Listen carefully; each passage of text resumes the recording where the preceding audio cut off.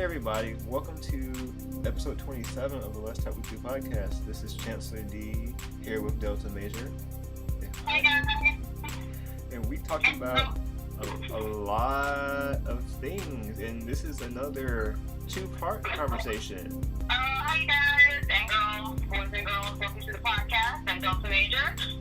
Today on this episode, we talk about my cosplaying, how I got into it, how I make my costumes, different genres I do, from anime, Pokémon, video games, Street Fighter, Mortal Kombat, comic books like DC and Marvel characters, how I got my boyfriend into it, which is fun.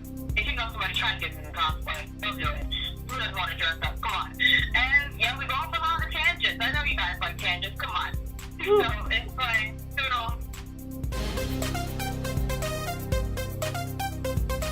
Welcome to the Let's Talk Weekly podcast.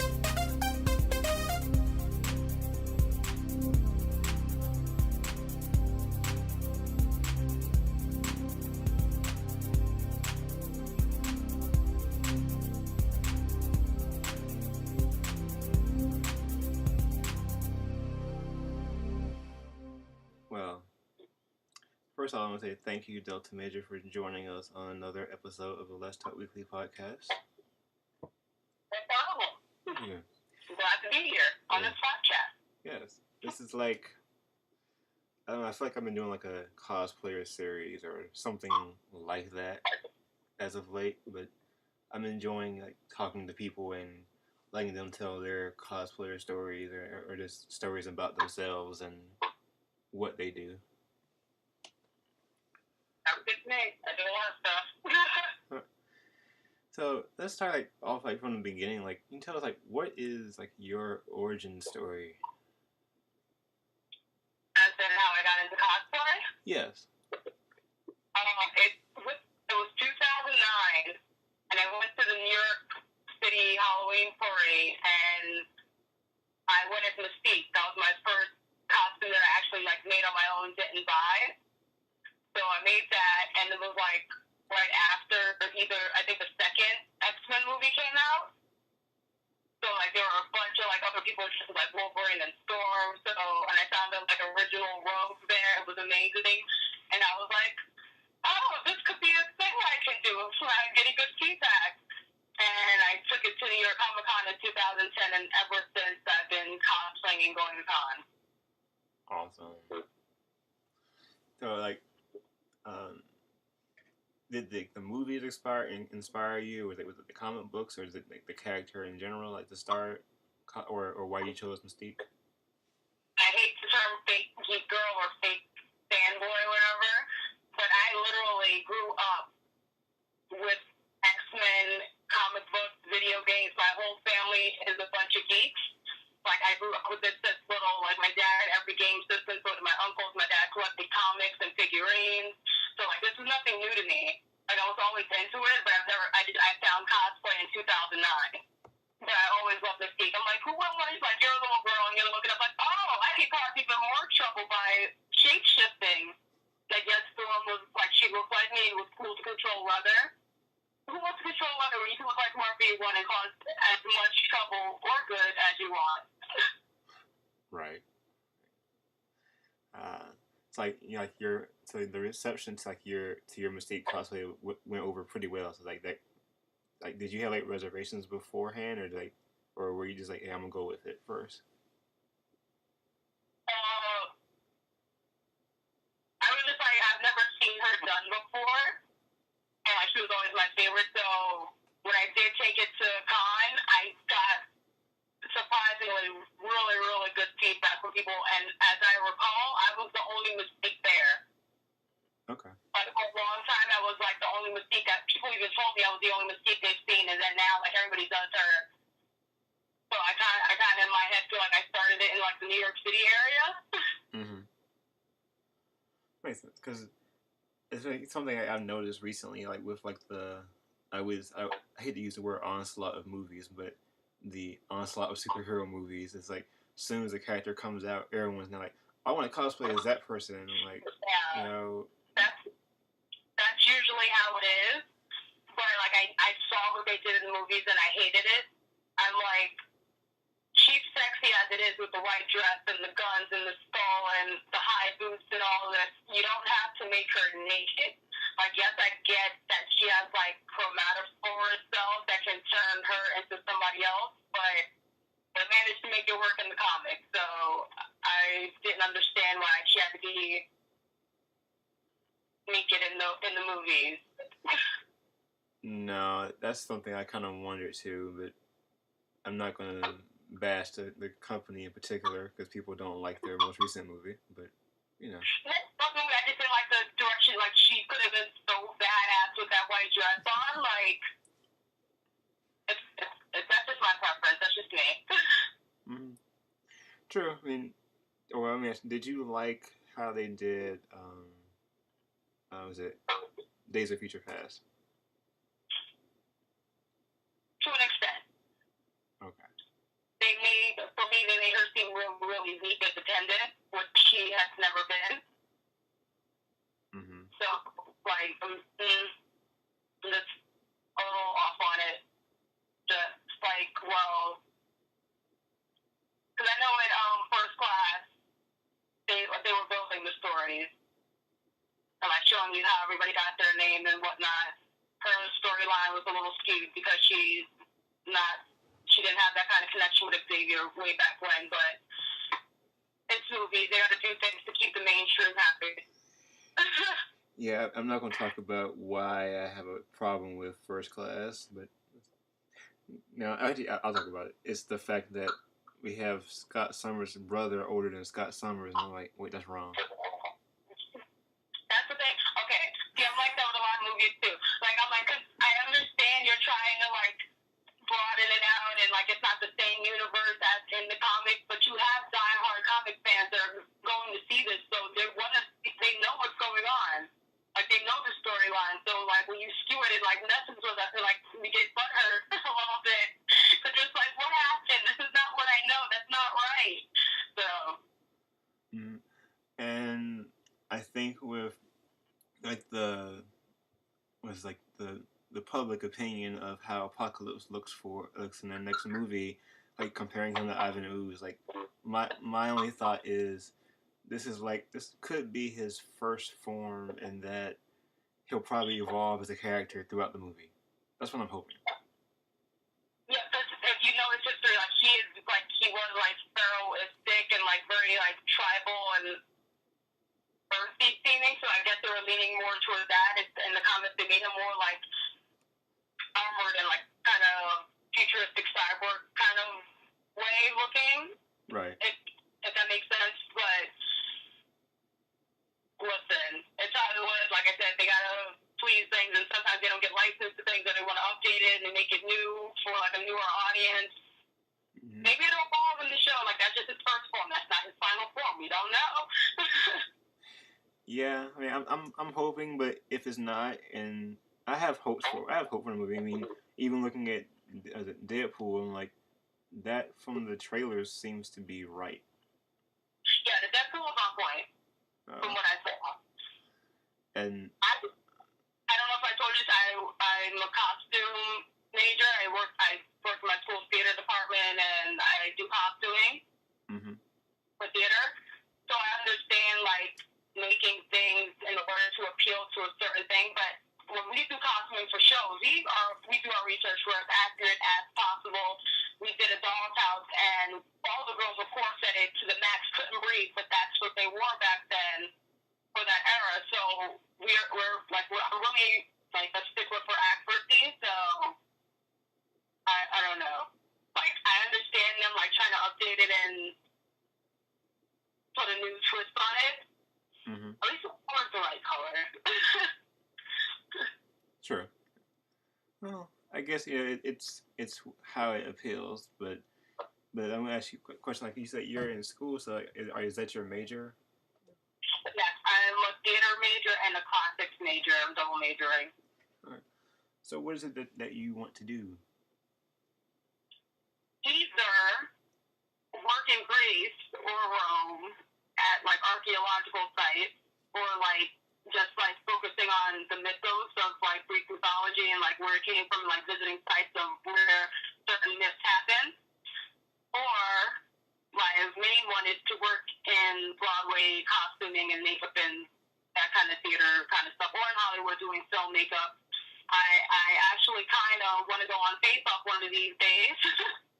Nice. Because I do stage makeup as well and prosthetics and stuff. I'm like the designated makeup artist for all my cosplay friends. Mm-hmm. Like I do a lot of their makeup. My friend just did Old Man Bruce Wayne, and I made him old for that. Nice. So that was fun. Okay, because that was something I was going to ask you about, like doing like your makeup. Because like I saw your is it their mom cosplay from Futurama? Yeah. Like that was really good. Thank you. Because like I know I haven't seen like a lot of the show, but like I was familiar when I saw your group pictures. I was like, oh, I know who they are. And yeah, a lot of people like they saw my boyfriend as Fry. They were like, I'm Fry. They were like, oh shit, mom. And like a lot of people came up to me and like, cause like I would say something to my boyfriend, like, oh babe, look at this. And they're like, oh my god, I thought you were really old, but then I heard your voice and I got confused. I'm like, thank you. That's like the biggest compliment you can give like a makeup artist. Like you think they're really old, or like when I do my burn or gore makeup, they think I really got hurt. That's a good thing. I take that as a compliment because I fooled you enough that you thought it was real. Mm-hmm. Because like if I didn't know, I would have thought like, wait, okay, this is okay. I see. But have you been able to like to work with people like outside like your friends, like help people I guess in the cosplay community with makeup and costuming? Like have you been able like to work with people like outside like your circle of friends or your cosplay friends like to help people in the community or with your skills? Well, I've worked on a few of my friends' like student films for their thesis projects, and I've done the hair and makeup on like the student films. Sometimes I work on like photo shoots and do makeup for things like that. And of course, whenever my friends need their makeup done for costumes or like a consultation, like they're like, oh, what color should I use, or how can I do this, or like what materials do I need to make this, like horns or whatever. I'm usually the person they contact. So it's like in and out of the community. I'm usually like the go-to makeup artist for my friends. Okay, so what got you interested in doing like makeup and costuming? Makeup was way before costuming. Okay. I always like played with makeup and like did weird like earthy, poison ivy looking makeup, but I like never called it that. I did like a rainbow pride makeup and like a really like cool punky vampire one. And like I would just mess around with makeup because I used to work at Ricky's. Urban Groove, it's like a makeup and hair store here, and they probably have them all over. Do you have one over there? What's it called? Ricky's? I don't think so. Oh, okay. It might be a New York thing. But yeah, it's a makeup and hair store. I worked at the makeup counter, so I started there messing with wigs and makeup, and it just grew from there, and I just taught myself mostly everything. Yeah, you mentioned like there's things that you want to go overseas, and so it's like. So what else do you want to do like outside of the community or cosplay community? So? Well, that's like I'm very, very artistic and very artsy. So anything like art related, I love. So even if it's like making costumes for other people, drag queens, TV shows, movies, whatever, doing makeup for those things, I'd be happy. Like anything that writers be creative, I'm fine with. Okay. And cosplay just a fun outlet because sometimes you can do your own original stuff. You can make mashups, so you can just recreate somebody else's art that you really like. So it combines a little bit of everything. Mm-hmm.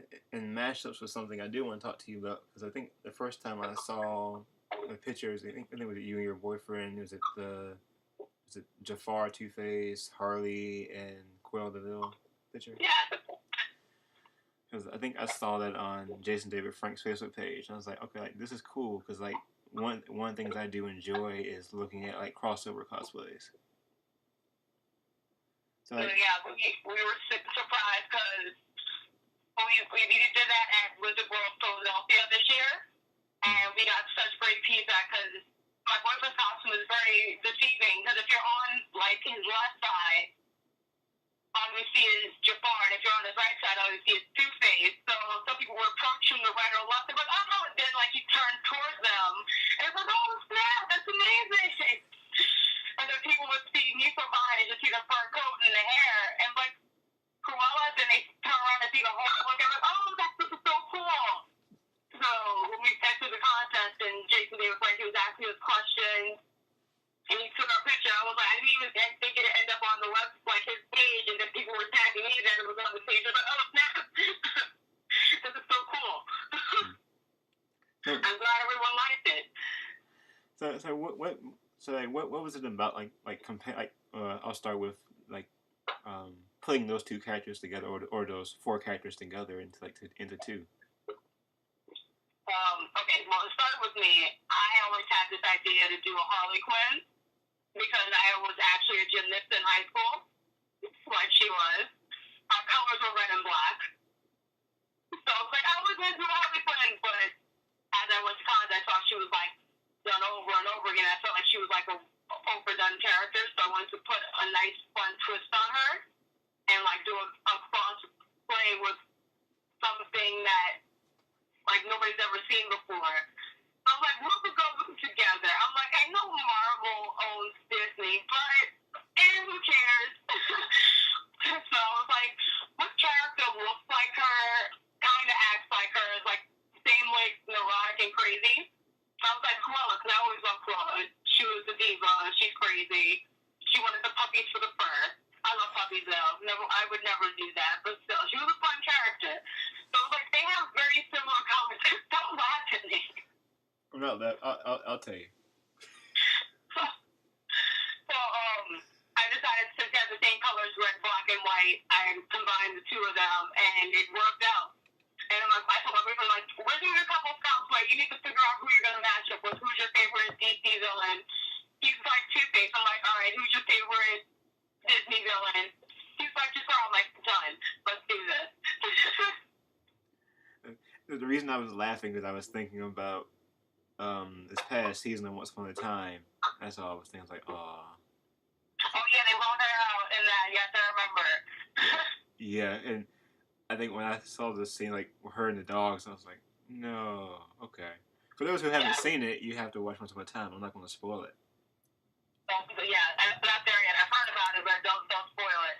So yeah, everybody loved that. Ashley had like Spot, the little Dalmatian puppy. Mm-hmm. And like confused the poor thing. I'm like, but it's in the character. Like I would kick it around, choke it, swing it by the tail, hit it with the hammer. It was fun. So like getting into character, like how long did it take you to get into or find a mixture of the two? Of like I guess when I walk around like the show floors and stuff, interacting with people. Well, I'm a theater major, so I've taken acting classes and I do act. So getting into character is never a problem for me.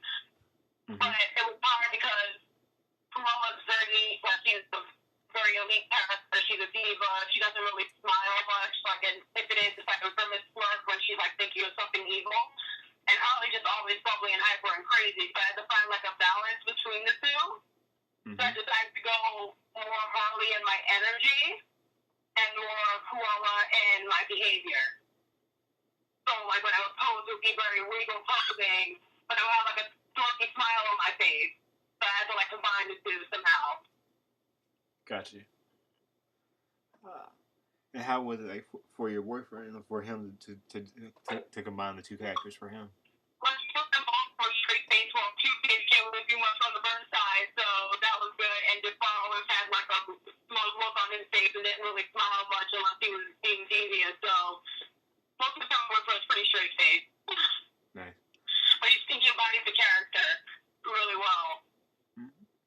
Like I would love to see like this Disney DC universe thing like actually happen. A thing, right? Like somebody makes some deviant art, some showcase on it, like something. They just did a DC Looney Tunes thing. Did you see that? No. It's amazing. It has Catwoman holding Tweety Bird, and it says I saw, and then it's just ... a pretty cat. That's Catwoman. It's so perfect. It's so good. I'm trying to think like, it would probably. I'm thinking for Superman, it would probably be Bugs Bunny. I know it. Well, he had Marvin Martian and his dog as Green Lantern. He had like all the Green Lantern rings, which makes sense. Nice. And you can also do Marvin the Martian and Martian Manhunter, although that's like, no, that probably won't work. It could work. It might be like too obvious, like Martian kind of thing. So yeah, but it was really good. I'll send you the link. Oh yeah, please do. I want to see that. It was like what's like the other cosplays? Like I saw that you've done like Pokemon. Like I know I've seen your Butterfree one, and Flareon. So like what are some other ones that you've done? Those are my only Pokemon ones for now. I actually want to redo the Flareon. But the Butterfree I did for Special Edition NYC, that was, what was it? In May, I believe. Okay. And I did that in 15 hours. Like, I went to Special Edition on Saturday, and it was made for Sunday at Special Edition. Because I'm insane. So, no sleep? Yeah, I went to sleep. I don't know. I heard about that once, but I guess it's nice. Okay. So how well did those two go over at the different conventions? Flareon, it was during winter still work because it's a lot of fur. It was like in February I did it. Well, I already thought it was adorable because I did that one more realistic. I was actually trying to look like the Flareon, and for the Butterfree, I did more Gijinka version, so like humanoid version of her, or him, gender neutral. It's okay. But yeah, everyone loved both of them, surprisingly. And then I bust out with some confetti for my Butterfree, and I used that as sleep powder, so I would just throw confetti on people and just yell sleep. So that was a fun thing to do. Yeah, did people like fall over? Some people did drop or like lean over and just like they went along with it. So that was fun. And you can tell where I've been in the con because you just see like a pool of confetti on the floor, like trails of confetti. Nice. That's really called getting into character. Yeah, I love a good pop. Pops elevate your costume so much. Like you don't understand how much the pop gets like elevated. Are you familiar with the is it a YouTuber? Is it D Pity? I think. Huh? Like I think he has a YouTube channel called D Pity. He goes around as Deadpool and like Kakashi and some other characters like doing them in real life at different conventions, and some people get it, some people don't. Like, I'll send you a link to it because it's like him at WonderCon, at Comic Con and stuff, and he's walking around. I think he did one. It's like Solid Snake, and like he's just coming up behind people, acting out in character and stuff, and some people were like they play along and stuff. But I think it would be good to see like that trail of like the confetti and stuff at conventions. Like, okay, here's Butterfree going around the convention, and then you get people like in on the joke, and you record them. Something every time they find me. Yes, it's like, oh wow, Butterfree has appeared. Everybody's like, I'm gonna catch you. I'm a wild, independent Pokemon. I cannot be tamed. Nice. And then is your Poison Ivy like the most recent one you've done? Yes, that is. I pretty much finished it earlier this year, but I was waiting for. I did a photo shoot for it, a test shoot in April, so it's pretty much done in April. But I was waiting for New York Comic Con because that's like October. Things change. It makes sense to have an auto Poison Ivy. But I learned, I believe last year was to do test runs on your cosplay. Like test it out at a smaller con and make sure nothing falls off, nothing rips, and that way you can have it repaired and perfect for the big con. So I did a test run at Indian Con. It's a local Comic Con here in New York, in Long Island, for artists by artists. So I did it there, and everyone went insane. Like everybody got it. They didn't care that it was like 90 degrees outside. My favorite line was, I like stole it from Game of Thrones. I was like, brace yourself, fall is coming. And I had a bunch of like I said, I'm a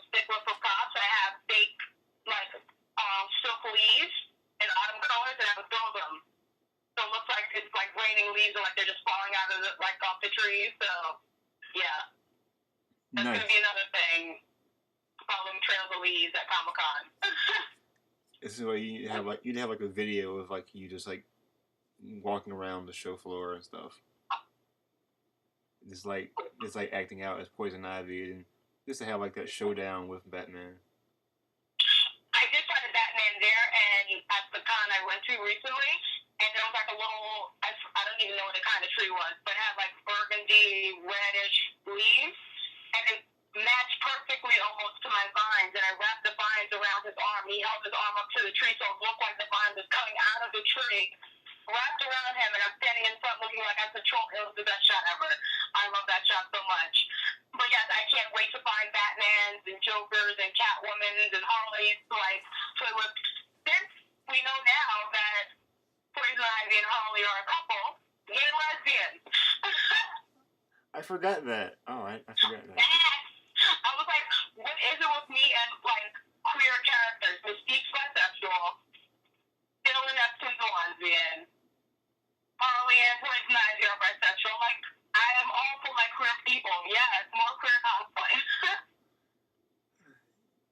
I have to go and read some stuff because I've fallen off like my like reading like lately with comics, so I forgot like all the news about characters now. Okay. Yeah, there's a thing down. I found a Harley there. We did a cute like photo shoot of like what it would be like on our first date. It was amazing. It was so much fun. Oh, that was that picture. Okay, I saw that. I was wondering. Okay. Yeah. Nice. You gotta lose the clown first. No more Joker. Sorry. Do you think like that kind of relationship could possibly like be seen in like the new slate of movies, or is it just gonna stay in the pages right now? It might just stay in the page. I think it would bring to the screen. I don't know. Well, because that's the thing. Marvel and DC are very like family oriented, and America's not that open minded sometimes about things like that. Especially like parents don't want their kids exposed to the gays sometimes. So yeah, they might not bring it to screen, but in comics, it's definitely open. Yeah, anything goes in comics. Like it works, but then it's like the one thing I've noticed lately of like people going to see movies like just like Ant-Man. They're like, well, we don't know is it going to work or not. I'm like, trust me, it works. Like, exactly. Like just read it. But then it's like, well, you think you know everything because you saw like a 2-hour movie. No, go open a book. You'll learn more. Yeah, exactly. People think because they speak like a few, it works. Mm-hmm. But no. But you don't know the whole story. That's why I got upset about the X-Men movies. I'm like, not exactly what happened. Yeah, because I'm one of those rare people that are like, I didn't mind the Wolverine movie, Wolverine Origins, because like I wasn't really familiar with Deadpool. So when I saw it, I was like, okay, cool. But now that I'm familiar with it, I'm like, oh, I see. Yeah. So, like, I understand that some people like on the mainstream side they may be okay with like the small changes, but on the hardcore side, it's like, yeah, you really screwed this up. Exactly. That's what I'm saying. Like, people like you and I were just like, we know the truth. This is not the truth. Mm-hmm. This is not how it happened. But, like I said, Hollywood usually alters a lot of stuff. Even with TV shows, they don't follow, like, that turn it, like, from books into movies, they don't follow completely. Harry Potter, Game of Thrones, like, they veer off. You know? True. Like, did you read all the Harry Potter movies? I mean, books. I didn't read the last two. Okay. I read 4.5 because then on some forum somewhere they spoiled the 5th book for me, so I stopped reading. Yeah, that's the thing I like. Like, it would always come on and it's like, dang it, you know what? I'll wait. Yeah, because although, like, well, like you mentioned, like the fact that movies and stuff would change from books, like the Goblet of Fire is my favorite Harry Potter book, and I was really into the movie, and I was like, I wanted to see more of the World Cup, but then I was like, all right, I see why they cut it, and then when they got to the maze part of the book, I was like, yay, we can see the Sphinx, we can see everything that was in there. No. And they show like two things. Yeah, and I'm like, so the maze just closes up on them. Oh, this sucks. Yeah. Well, then they made up for it in the whole Voldemort scene. I was like, okay, y'all made up for it, but still. Yeah. Well, it can't be like the Lord of the Rings and be like 6 hours long, you know? I'm exaggerating, but still. Like, they're really long, and they kind of do fit mostly everything in the book in there, for the most part. Have you read those books? My dad read them to me when I was younger, yeah. Okay. I've only seen the movies. I haven't read the books. Do it. Do it. The same. The same goes for The Hobbit. So, yeah. I've only seen the movies. If you're going to do it, read The Hobbit first, and then read The Lord of the Rings. Okay. Yeah.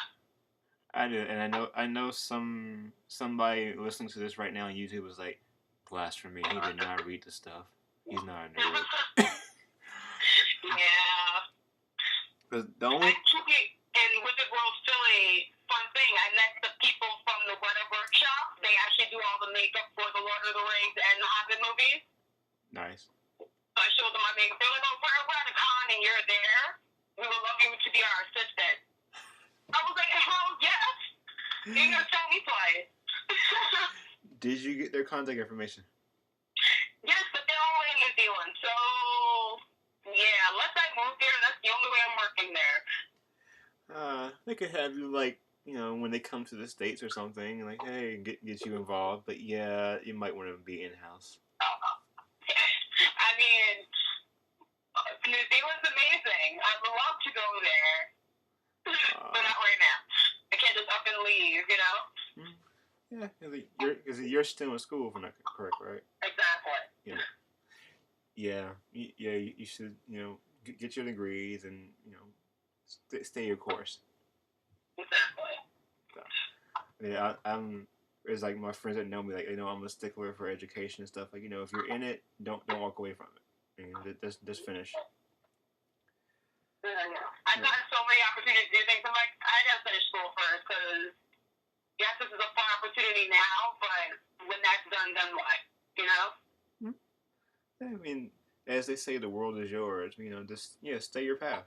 I mean, and I think that it's good that, and for people listening to this, I'll say that you know, follow your dreams for what you do. But you know, you can always do other things. Like, you know, you're not just in school. You're doing cosplay. You're go dancing. Like, you're doing a lot of stuff. Yeah, that's the thing. My boyfriend always told me, he's like, you're a jack of all trades, but master of none. I'm like, I'm actually a master in a lot of things. Thank you. But I do a lot of stuff, but most of it is very, very art related. So would you? But I'll fit together. It's not like random things. Right, because you're not just like, okay, this is all I focus on. You're like, it's not all about cosplay. There are other things that you're doing. Yeah. Because I do know. I think you know a little bit. Everyone should know a little bit of everything, or how to do a little bit of everything, just for life skills, you know. And like to teach my boyfriend how to sew. It's a good skill to have. It makes you a more well-rounded person. Yeah.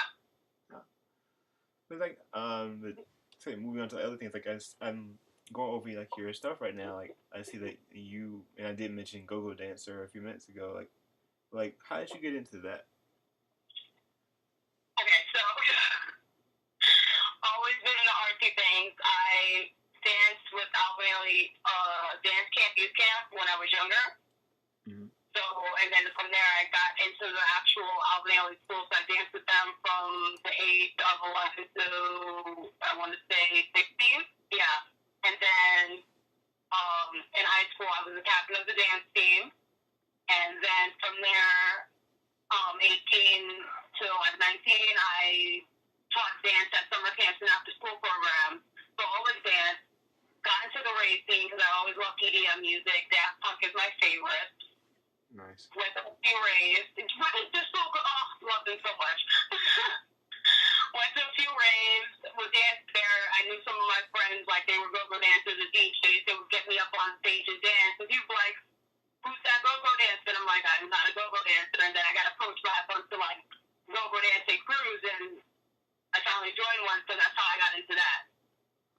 Nice. So do you still dance now? I do.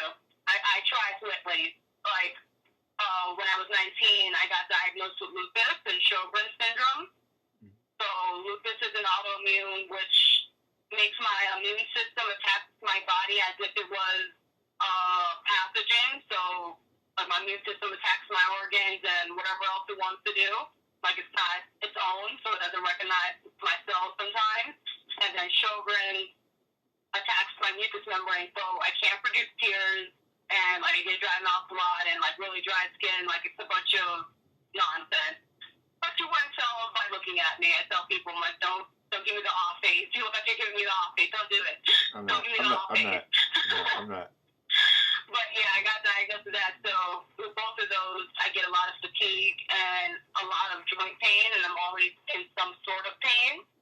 So dancing is hard for me sometimes because my joints always hurt. But I still try and be active and dance. I teach my little cousins little routines and stuff. So at the moment now, I dance, but not as much as I used to. Gotcha. If you were able, you used to do it from time to time. So that's great. Yeah. But then but I take it like people were like they were really like receptive to you like pretty quickly early on. Yeah, surprisingly, yes. And I find that in the nerd community, there's like a lot of people have like anxiety issues or other health issues. Like I know people that have rheumatoid arthritis or other autoimmune diseases. People call them invisible diseases because by looking at the person, you wouldn't know they're sick.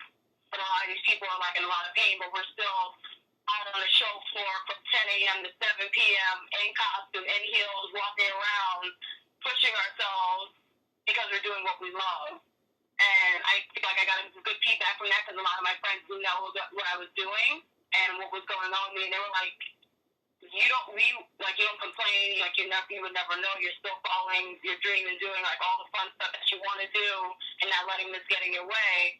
And then they were like, your work is also good on top of that. So I got a lot of great feedback from the get-go, which was really, really surprising to me. What if you could give like people advice like who want to like start doing these things on their own, but like they'll let like their I guess say different conditions, whatever they may be, hold them back. Like, what would you say to tell people, say to get out here and follow your dreams? First off, I tell people, like I have to tell myself, you are not the illness. Like, do not let it like take over and be you. Like, your mind has a lot to do with your physical. So if you think that you can't do something, your body's just gonna go into that something. So get out there and force yourself to do things. And like I said, the illness is not you. Do not become that illness. It's just a part of who you are. It's just something you have. It does not have you. I have to tell people that a lot of times, and I have to remind myself that. And I got an Instagram message recently from someone on my Poison Ivy, my Autumn Ivy. She's like, oh my God, you look just like her. I've never seen that before, and I love how you did it with your skin tone, and the browns and the oranges look so good. She was like, I always wanted to do Harley. This is an Asian girl. She's like, I always wanted to do Harley, but I don't have the pale skin or the blue eyes like her, so I was afraid to. I'm like, you can do whatever you want. And have you seen my cosplays? I do cosplays. I don't care what color the person is or what color I am. I'm going to cosplay the character because I like it. It doesn't matter what you look like, race, age, gender, body type, whatever. If you like the character, go for it. Like, just listen. YouTube is your friend. You need to learn how to do something. YouTube is your friend. YouTube is your friend. Remember that, people. You can learn how to like make sewing patterns, crafting things. Me and my person just learned how to make a helmet out of cardboard from YouTube. Came out amazing. Like, just go for it. Like, try it. Like, that's how I found that I was so good at so many things. I just tried. Like, you never know what you're going to be good at until you try it. Mm-hmm. That's true.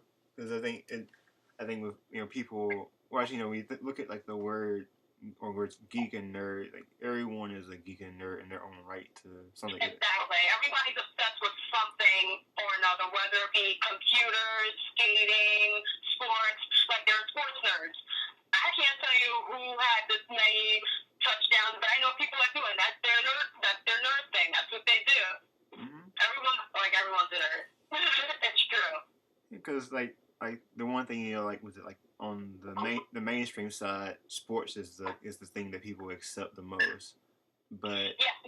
It's like, but hey, because it's a more, it shows pride in your country and like where you're from more than comic books do and like other nerdy things. Like, oh, I'm repping my town. We are from like it's more of a like community kind of thing.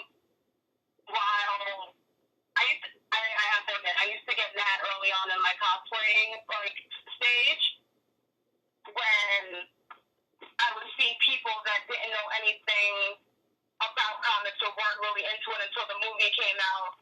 Now into it, I'm like, I used to get teased for this stuff when I was little. I was always the only girl that had a Game Boy Color or Pokémon card, just alone with like sitting alone or like hanging out with a group of boys because no other girls wanted to play with me because I was weird or like into boy things or like too weird and nerdy.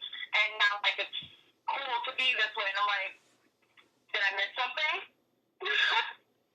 Yeah. Like not like whatever you want. Like I'm glad that it's more accepted now and that it's considered cool. But I just wish it was cool when I was doing it initially. Yeah, I remember the days of, you know, like I haven't bought Pokemon cards in a very long time or Yu-Gi-Oh cards, but I remember that after Mewtwo, I don't know what that other stuff is. After that, Pokemon Blue and Red all day. YOLO. Yeah, do you still play like Pokemon games now, or did you stop? I still have my purple Game Boy Color with Pokemon Blue and Red, and that's all I play when I'm bored. Okay. I don't know about anything after that. I'm sorry. I'm a purist. Don't judge me, people. I'm not going to judge you, but it took me a while to get into this. So. No! I still have my you know, I think I have all my games like. Well, I started out with Red, and well, I have a question. Like, did you have like Red and Blue, or like just one of the two?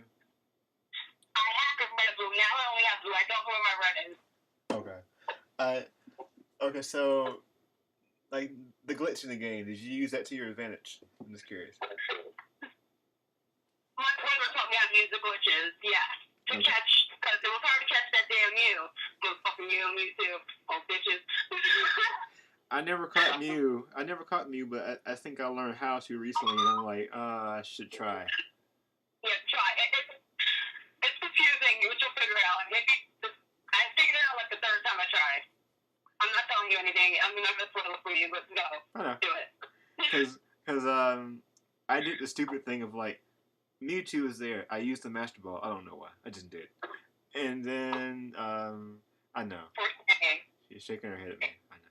But then, when I learned about the glitch on Cinnabar Island of like, if you whatever you had in the number 6 slot, you were supposed to get unlimited amounts, but I put rare candy there. I was able to level up Charizard, Mewtwo, and Alakazam to 100, and then it got down to like maybe 9 rare candies left, and I was like, this isn't not infinite. So yeah, it was only a certain number. Yeah. But yeah, sure, you gotta like have everything in order for that. Yeah. And put me some Alakazam. I have all 3 of those cards, by the way, and Alakazam is holographic. I have March Taupe, and March Camp too. I don't have all those. Okay. Did you get the Mew card from the Pokemon 2000 movie release? Do I have it? Yeah, did you get that one? I'm just curious. Either I have it or one of my uncles has it. Okay. 'Cause I remember going there with some friends, and they're like, you can get Mew opening weekend, and here's the card. I'm like, should I open it? Should I not open it? I opened it. Yeah, but then that means like everybody has that card, because it's like millions of people. Like that's why I wanted it, but I didn't want it. Mm-hmm. Because then it's not like rare anymore, because so many people have it. Well, I think I know where my notebook is, and that's why I'm like looking like, where's my Pokemon notebook? I know where it is. But like, the Pokemon poster on my wall has all 150. Nice. One. So you, but two. so you didn't play like I take it you didn't play, it was like Silver and Gold.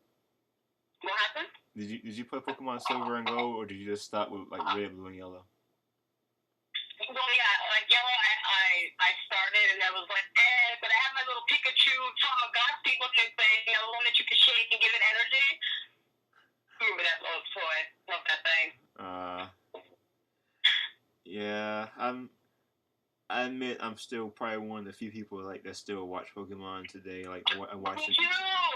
Listen, we're here today. Yeah, I didn't quit like after Indigo Plateau. I was like, I'm still watching this, and then years later, I'm like, Ash is still 10. I'm 20 something. Exactly, like he was 10 when I was 10. Like, listen, you a grown ass man. Yes. Ash, where your facial hair at though? But or what's it? Ash is immortal, and everybody else ages around him. Because like I'm always looking at the fact I'm like, his mother always looks older when they show her. Oak looks about the same, but he's a little bit older. Dead right now, like legit. No offense, people, but he should be gone. I'm sorry. Unless he's on his Stan Lee, superhuman kind of stuff. I swear, superhuman, like Stan Lee is like the Dorian Gray picture.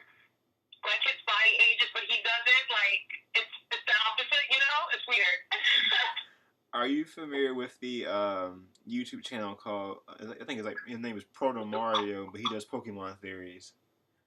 And one of the ones he talked about. Does he jump over it and do his stuff? Yeah, he goes over. He'll address like a certain issue per episode. No, I've seen people like take episodes and like jump over it with like other voices, but I've never seen like that. Yeah, he just talks about like, okay, today's theory is like one of the ones I've watched a few times is his theory on like why do Pokemon attacks not really hurt people, and his explanation was like it means that people are actually Pokemon, and that's why like when they get zapped by like Pikachu's lightning and stuff, is that they're actually like evolved Pokemon, and that's why they don't get really hurt.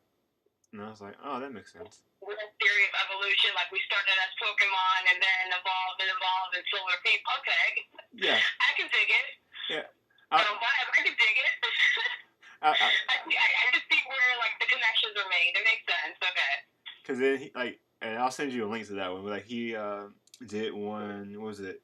Like, is Ash red or is Red Ash? And it's like, no, Red is like older than Ash apparently, and he just disappeared or something like that. And I was like, okay, I get it. Or missing link. Oh snap. Or what? And then he's done some where I'm like, I never would have thought of that. But that's my free plug to Proto Mario. Yay! I want something for free. Thanks. Okay. Like, so I'm always on Reddit looking at weird theories on stuff too. I'm like, oh damn, people have too much time to think sometimes. Even I have too much time to think because I come up with some stuff and I was like, oh, what if? I'm like, why? I need to be doing something else in my life right now, like sewing. So did you? And I'm gonna move to another area after this. But did you watch Digimon? I'm curious. Digimon, digital monsters. You know I did. Okay. You know you guys are bringing it back though, right? Oh, I know. Because now, were you one of those people that like watched season 1 and 2 and stopped after that, or did you keep going? I forgot. I think I was caught up, but this is when I was very young, so I don't remember fully. But yes, I do remember the theme song. I remember watching that robot Charizard looking motherfucker. Yeah, and this one with his spiky hair and goggles, the headband. Mm-hmm. Those are my people. You just gave me am I gonna do it? Digimon cosplay? Maybe? One of these days? You have to get a Digivice, and they are expensive for some reason, but they're very expensive. See, I'm about that cosplay on a budget life. You take cheap things and make them look expensive and really good, but you just have to know what to work with. because like I'm working on some, and I'll tell you what it is off the air, but I'm working on like maybe 2 different Pokemon cosplays or people. I think you told me. Yeah, you told me. Oh, You messaged me. You told me. oh, I told you. Okay, I forgot. Okay. Yeah. But yeah, I forgot that. But okay, yeah, I don't know. I'm thinking like, should I go and buy an actual Pokeball or just like use the little thing I found? I'm at the No, point no, now. no, no, no, no, no. You take yourself to any craft store, Michael's or Joanne. They have foam round balls downstairs that'll fit in your hand. You stand it up, seal it with an epoxy or like a wood sealer, a clear wood sealer. Paint it half red, half white, little line around, put a dot in the middle. Done. I'll send you all the information you need for that. Don't know. Okay. Because I saw some. That'll cost you all of like $7 if that. Okay, that'd be better. Cause like I saw some at Barnes and Noble a few months ago, and I looked at it like, should I buy it? Should I buy it? And I walked away. No, there are 2 types of balls. There's one that's full, and then there's one that looks like the styrofoam that comes in like computer things to keep it safe, like the softer foam, and those are hollowed out. So if you want, you can make a mechanism where it actually opens up. You can have it open and close, or you just have one that's solid and full. Like always closed, you can make one that's open, like you can open and close. Okay. I'll send you. I'll walk you through it. I got you. All right. I think it's better to I think you appreciate it more when you make it yourself. You do it, he's like, yeah, I made that. You stop bragging. And then when people compliment, just like, oh my god, that was so good. Like, I needed that, you know? Nice. Like when you mentioned, I'm all for cosplay on the budget. Like, you don't have to spend a lot of money to make a good costume or good props. No, because I remember last year, and I think in that Comic-Con video I sent you like the guy I interviewed who did Galactus, and like when he told me like how he made his outfit, I was like, from far away I couldn't tell like, oh, that's knee pads, then these are gloves and stuff, but close up when he pointed it out, I was like, oh, I see what you did. Like this is like really good. It's not like, hey Marvel, I want this, send it to me. Like no, you make it yourself. Exactly. That's why I cosplay a lot about illusion, especially like the anime characters or like armor. The original Mortal Kombat things were actually modeled after like biker, like kind of like they're protecting bear for like motorcycle riders. Like the shoe guards and stuff, they were modeled after that. And just go for it. Like, listen, find something that looks like it and paint it up. And if you're doing like anime characters, there's a trick to make your eyes look big, like they're contacts, and if you like put light under your eye, it makes them like it'll make you look like you have anime eyes. Like it's all about illusion. Yes. And Photoshop. But you can't Photoshop when you're at cons. You gotta do your best to look like them at con, and that's all like makeup tricks and costuming tricks. Because by Raiden, people flip out because my eyes glow, and all it is LED light. So you're like, because the way I have the hat set up, and then like I have the LEDs hanging in front of my eyes, so you can't see the mechanism that's making them hang there. So when you look, it just looks like how he looks with the hat down and the glowing eyes, and people just flip out like, oh my god, that's so scary, that's so cool. How'd you do that? And LED lights, that's it. Nothing big, nothing crazy. Oh, I see it. Okay, I found it. Yeah. I was wondering how you did. Okay, I see it now. Like people see pictures like, is that Photoshop? I'm like, no, that's real life. That was what I like it. Real nice. And that's called being creative. You gotta figure it out. Make little eye mechanisms. Do whatever you gotta do.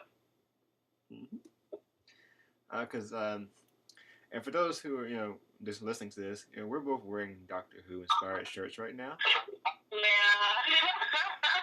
Yeah. Like yesterday, I was watching what came on Saturday night. It was like the woman. What's her name? Hannah Hart. She was going to like the Doctor's finest episodes, and the first one was Blink, and the second one was The Warriors of Mars. And I was gonna say that. That is like the scariest Doctor Who episode ever to me. I cannot watch that episode. Water on Mars. It's so it gives me anxiety. I can't watch that. I cannot do it. cause that was my second. How many panic attacks? I can't walk in my house. I don't want to turn on the water. I don't want to take a shower. No. Cause that was my second time watching that one, like after like when it aired years ago, and I was like, oh my god. I was like, cause then you talk about like props, like during the show, they like one like little behind the scenes moment. They talked about how they got the water to run down their faces, and it was like these little, I guess it's like clear tubes and stuff that they ran water through. The makeup and it shoots up. Right. That's what they do in horror movies when they spew like blood or vomit. They do the same kind of little mechanism. But like the makeup is on point. I would love to like kind of do that makeup, but I feel like I would scare myself to death if I did it on myself. And that's something that Stephen Moffat talked about. He said when his I believe he said it was when his son saw the outfit, he's like, yeah, I'm not gonna be. He said, I can't watch this. I can't watch this. Like, no. Like when I got over here binge watching the seasons of blah again, and that episode came on, I'm like, oh, I'm home alone. I'm like, I can't do this right now. I need an adult. I'm not mature enough for this.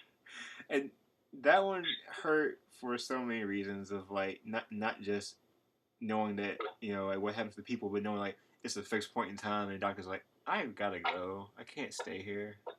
He's like, listen, I can't change nothing. But yeah, but I would love to cosplay her, the girl with the dress, because I have a dread wig from my Michonne, and I'm pretty sure I could do that makeup, but like I said, I think I might terrify myself. Never be able to sleep or look in the mirror again, but it's okay. So yeah, I'm so glad I'm surprised that episode scares me so much. You don't even understand. And then the other one on the plane with the mimic thing. Which one was that? Remember they were like on the plane and the girl kept like, the woman kept like repeating everything he did, and then as she went on, then he was like repeating what she said before he said it.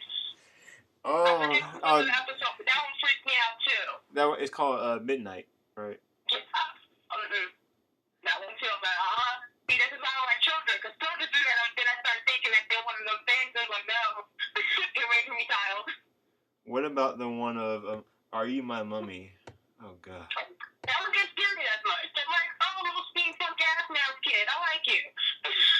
Yeah, and then as soon as he touches you, it's like, yeah. I'm like, okay, no, don't touch it. But the midnight one, that thing that mimics, because kids do that, and then I start thinking, listen, kids scare me as it is. I watch too many horror movies, and they're always evil in horror movies. So when little kids start to mimic me, I'm like, don't do that. Please don't do that. And then it was also when they have, like, you turn around, they're not there. You turn back around, they're like they're right behind you. I'm like, get away. That's why I'm like twins scary, especially if you don't know they're a twin and like you only see one and then the other one shows up behind you. That's scary. So, have you seen The Shining? Yes, Red Rum. Yes, okay. I love The Shining. That's one of my favorite movies. I admit that I am not a big horror movie person because they scare me, but I love The Shining. The Shining is awesome. Like that one is like a psychological thriller, and it has like cheap jump scares, but still, it's a good movie. I think. Did you see the IKEA commercial that mimics that? Oh yeah, I have seen that. I was like, what's going on? Because in that show, was it Blackish from like the episode in their first season where the twins they did that at the end of the episode. And yeah, they're just come play with us. No, I'm not. I don't want to play. Sorry, I gotta go now. And that's something I like about like Family Guy, like that they'll do little jokes like that during their shows. They like a lot of stuff. Don't hate me. I hate Family Guy now. Like I don't know. I love American Dad. I love Cleveland show. I can't do American Dad anymore. I feel like I lose IQ points when I watch it sometimes. But initially, I did love it. Yeah. Because I mean now I guess Family Guy is like The Simpsons. People are like, well, we liked it to a certain degree, and I'm like, I still watch it. I mean, I didn't watch Simpsons a lot when I was younger because I didn't really know much about it, but now I'm like, I like The Simpsons. It's more I guess me at the moment, and then Family Guy. It's like sometimes I'm like, okay, that was fun, and then next episode I'm like, why? But I will still watch it every time it's a new episode. I'm gonna watch it anyway, and then especially when Stewie and Brian have like their time travel episodes, I'm like, it's gonna go to hell really quickly. Yeah. But that's something I like about Seth MacFarlane and his humor is like he'll throw in like random like things to movies and stuff and like the Ted movie, the fact that they kept doing Flash Gordon, it made me laugh so hard. And then people sit next to me like, "What's Flash Gordon?" I'm like, "You've never seen the movie. You've never watched the show. I can't tell you." It's said by Queen. How do people know this? What's going on? People need to stop. I know, because like I think the first time I saw the movie, I was like, "This is the '80s movie, and it's awesome." And then so good. Like people need to like get their lives together and see it. Is it on Netflix? I don't think so. Netflix never has anything good. Because I think it was like a year ago I got to watch like a lot of like the black and white Flash Gordon episodes, and I'm like, yeah, you know it's really old and outdated, but it holds up because for what it is. Exactly. Storyline still works. Mm-hmm. If the action stuff is cheesy, that's what makes it good. That's why I love like watching old episodes of like Twilight Zone or like on Halloween. They show like all the old monster movies. I live for that.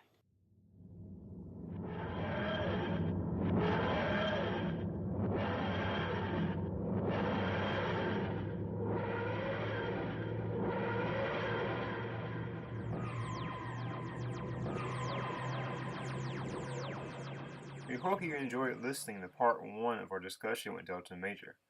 Stay tuned for part 2 next time on the Let's Talk With You podcast.